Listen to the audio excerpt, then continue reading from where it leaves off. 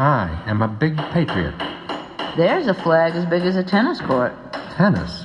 Do I look like a liberal? You don't want that one over there. Huh? It's as big as a football field. Football? That's for me. What can we do with a flag that big? I'm going to fly it from the car. We're tying up traffic. They can't get around our flag. They should be saluting our flag. They're not saluting it. They're exhibiting road rage. Then I'm just going to step on it. Let them see what flying the flag really means.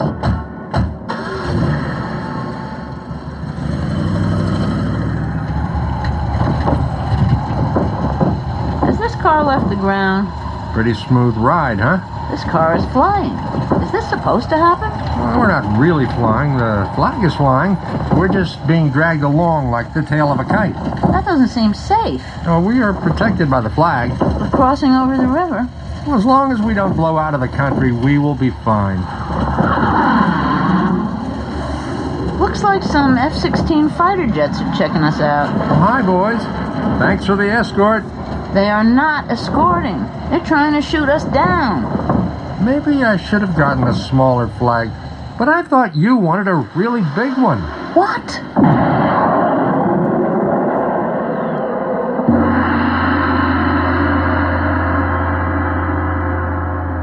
Political satire from Mushroom Cloud Theater. During the next month, the board spent hours debating what to do. The Gregistas, as my supporters dubbed themselves, wanted me as CEO as long as possible. Their opponents, however, wanted to pick my successor before some of their terms ran out. One board member thought I should be fired immediately. We eventually settled on a date and an exit package, and a hastily formed search committee rushed to recruit a replacement in time. The only person interviewed by the board that time was Nicole Sawaya, who had been fired a decade earlier. 2 months after starting work, despite a multi-year contract and broad backing, she quit. It wasn't a big surprise. Over the next winter, there were negotiations to woo her back. Meanwhile, stations found it hard to keep pace with rising costs, particularly health insurance, legal fees, and governance. On-air fund drives weren't meeting their goals, and most stations had meager cash reserves. BAI was $500,000 behind its fundraising target, mired in its own internal power struggle, and unable to pay its central services fee. In March 2008, Nicole Sawaya returned. The next shot came in July, as the budgets were being developed. The National Board had voted to convene, but the National Office didn't follow up, and the quarterly meeting had to be canceled. Soon after that, without explanation, Chief Financial Officer Lonnie Hicks disappeared from work. There was no announcement, but rumors had it that he was on paid leave to deal with family matters. Later, more rumors suggested that an investigation of his activities was being pursued, also that he might sue. In the end, after briefly returning to his job later, Hicks was officially removed and did sue. Sawaya announced her decision to leave again in August of 2008. Meanwhile, at meetings, she tried to convince the board and the finance committee that Pacifica needed to centralize certain functions, especially accounting and reporting. Directors listened, but nothing changed. Departing, she pointed vaguely to dysfunctional government and a shoddy and opaque business practices that were plunging the organization into financial crisis. That September, the National Board began to discuss what was called at the time National Office Collapse. Even if a new chief executive could be found and the board could agree on it, there were elephants in the room: the financial crisis and how to restructure programming and management to reverse the decline in listenership and income. By the end of the year, staff was cut at most stations. So were several national positions. Then, after another round of board elections, the balance of power shifted again, and discussions online speculated about receivership, bankruptcy, and breaking up the network. A new board chair, Grace Aaron of Los Angeles, became interim executive director. A decade later, by the way, she would step in again after another CEO was abruptly terminated. In April 2009, WBAI was $128,000 behind in rent and owed another $75,000 in back payments for its coveted transmitter atop the Empire State Building. It was losing at least $500,000 a year, required repeated short-term bailouts, and owed the national office almost $1 million in back payments for central services. This station had weathered storms before, but this time the troubles could not only bring down WBAI, it seemed, but threaten the future of Pacifica itself.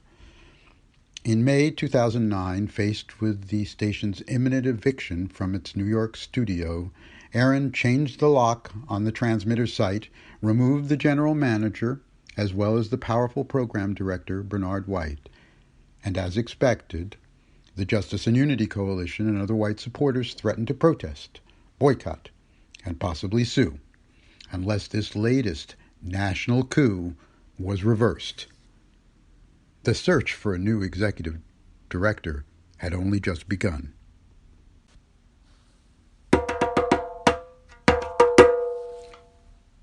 In 2010, Pacifica finally settled on a permanent new executive director, Florida feminist radio host Arlene Engelhardt.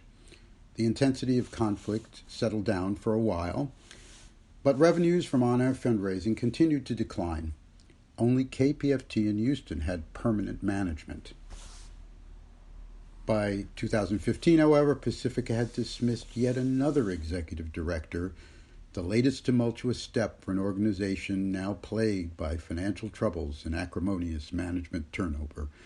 Summer Reese, who had been named the next executive director in November 2013 after holding the job on an interim basis for about a year, had been terminated by Pacifica's national board in March 2015. Before agreeing to step down, she briefly barricaded herself into the national office. Reese's dismissal was the latest in a series of changes, both downsizing and destabilizing Pacifica and its stations. In August 2014, WBAI, deeply in debt, had laid off 19 of 29 employees, including the entire news staff. 5 years later, with another executive director and another board, the remaining staff was locked out and the station's operations were briefly shut down again. No one faction is exclusively responsible for Pacifica's decline, but snap dismissals have been no better than bolt cutters in solving the underlying trouble, a crippling, possibly chronic deficit of trust. According to Casey Peters, Pacifica's national elections supervisor in 2007, a vacuum of power had developed after my departure. It wasn't the first time, of course. With instability at the top, he wrote in his final report, the election campaigns descended into chaos. In June 2009, after her initial staff cutbacks at WBAI, Aaron had removed yet another general manager, Ron Pinchback of WPFW in Washington, D.C. That station had also lost listeners and fallen short in fundraising in recent years. But critics expected racial motives. Like Bernard White and Lonnie Hicks, Ron Pinchback was African American. That suggested to some people that the changes were really a purge of top black managers. The fact that replacements were also black was rarely mentioned.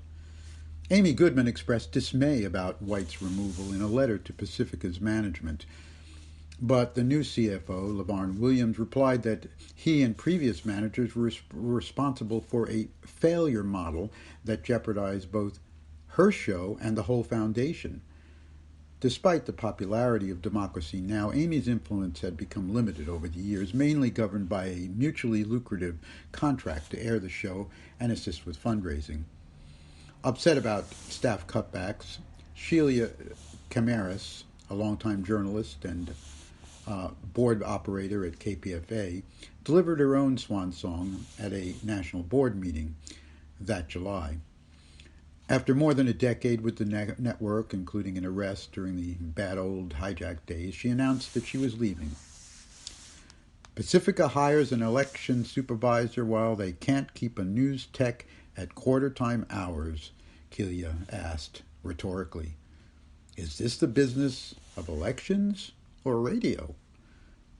Her critique went deeper still. Ramirez said, I now question the entire alleged movement that calls itself progressive.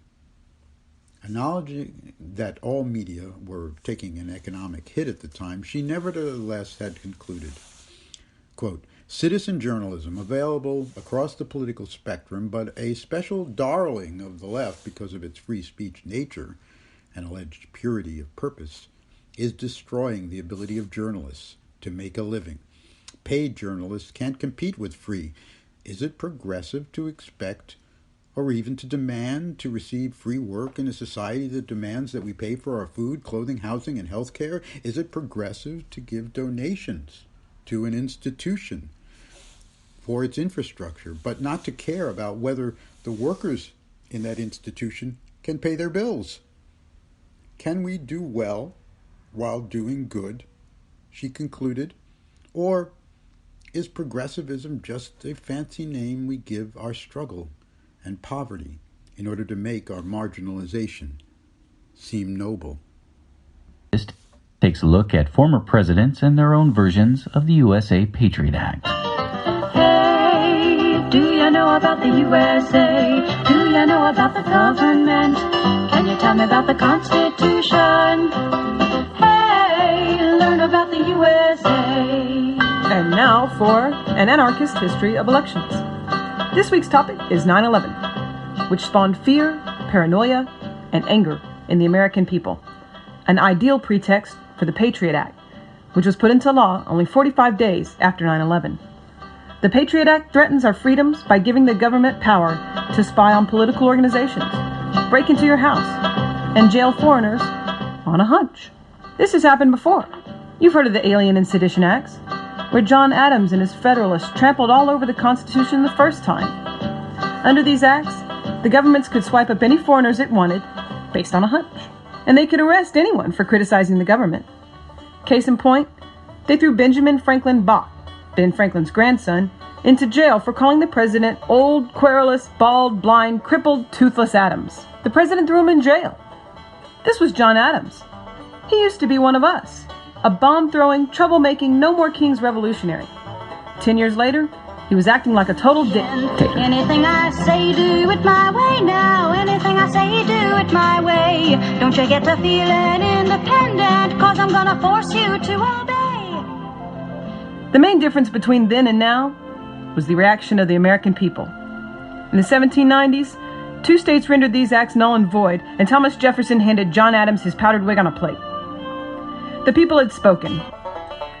Jefferson, as new president, quickly pardoned the jailed reporters and let the act expire.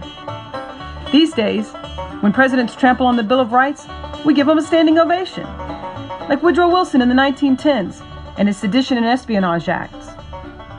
We gave him a second term, or Ronald Reagan and his drug seizure laws in the 1980s. 2 terms. Or like... You get the picture. That was informed dissent. So how did it go during my time as executive director of Pacifica? Well, not as well as I had hoped, but still not as bad as it might have gone. Attempts at reorganization ran up against protests about local autonomy and suspicions that there might be another national power grab. We improved collaboration and national programming, but the core demand remained that each station should control its own airwaves. The network's technological investments and digital development were delayed by volunteer suspicions about digital licensing and budgets that are developed from the station up, an approach that left national issues and needs for last.